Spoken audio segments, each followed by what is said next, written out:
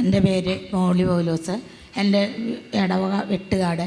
ഞാനിവിടെ 1 വർഷമായി വന്നു തുടങ്ങിയിട്ട് എനിക്ക് സന്ധിവാതം ഉണ്ടായിരുന്നു. ഞാൻ 6000 രൂപയുടെ മരുന്ന് ഒരു മാസം കഴിച്ചിരുന്നു. സന്ധിവാതം 13 വർഷത്തിലധികമായി ഞാൻ മരുന്ന് കഴിച്ചു തുടങ്ങിയിട്ട്.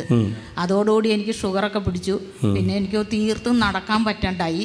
അങ്ങനെ തീരെ നടക്കാൻ പറ്റാത്ത സമയത്താണ് ഞാനിവിടെ അത്ഭുതകരമായിട്ട് തന്നെ എത്തിയത്. അത് കഴിഞ്ഞതിന് ശനിയാഴ്ച വൺ ഡേ കൺവെൻഷൻ ആദ്യം വന്നു 2025 ജൂലൈ ആദ്യത്തിൽ.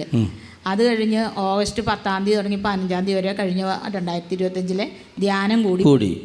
അതിനുശേഷം ഞാൻ ഈ 6000 രൂപയുടെ മരുന്ന് കഴിച്ചത് കംപ്ലീറ്റ് നിർത്തി.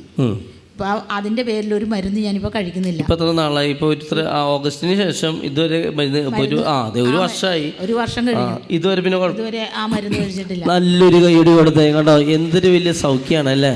12 വർഷമായിട്ട് ഇടയ്ക്കൊരു വിശപ്പ് വരും, വിറയൽ വരും. ആ നേരത്ത് ഒരു ഇടങ്ങഴി അരിയുടെ ചോറ് തിന്നാലും എവിടേക്ക് പോയെന്ന് അറിയില്ല.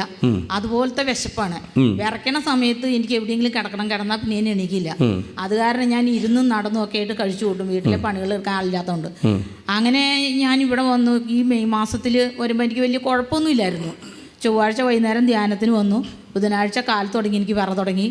അത് കഴിഞ്ഞ് ഞാൻ വീണ്ടും പ്രാർത്ഥിച്ചുകൊണ്ടിരുന്നു. വെള്ളിയാഴ്ച അച്ഛനെ കണ്ടു പ്രാർത്ഥിച്ചു. പക്ഷേ ശനിയാഴ്ച ആയപ്പോഴത്തേക്കും ഭയങ്കര വിറയായി, എരിച്ചിലും വിറയും കൂടി. ഞാൻ അച്ഛനോട് വിവരം പറഞ്ഞു. അപ്പോൾ അച്ഛൻ പ്രാർത്ഥിച്ചിട്ട് പറഞ്ഞു 2 മാസം കഴിയുമ്പോൾ ഒന്ന് സാക്ഷ്യപ്പെടുത്താൻ പറഞ്ഞു. അതിനുശേഷം ഇതുവരെ എനിക്ക് അങ്ങനെ ഒരു സംഭവം ഉണ്ടായിട്ടില്ല. കരങ്ങളടിച്ച് നന്ദി പറഞ്ഞേ കണ്ടോ, എന്തൊരു വലിയ സൗഖ്യങ്ങളാണ് ദൈവം കൊടുക്കുന്നത്. യേശുവെ നന്ദി, യേശുവെ സ്തുതി. സന്ധിവാതം 13 വർഷമായിട്ട് 1 മാസം 6000 രൂപ മരുന്നിന് കണ്ടോ. അങ്ങനെ 6000 രൂപ വെച്ച് എല്ലാ മാസവും അങ്ങനെ 13 വർഷം കഴിച്ച് ചേച്ചിയാണ്. കഴിഞ്ഞ വർഷം ഈ വന്ന ഓഗസ്റ്റിൽ ഇവിടെ വന്ന് താമസ ധ്യാനം കൂടി. പിന്നീട് ഈ രോഗം ഇതുവരെ ഉണ്ടായിട്ടില്ല. ഓക്കെ കേട്ടോ, വലിയ സൗഖ്യമാണ്. ഓക്കെ.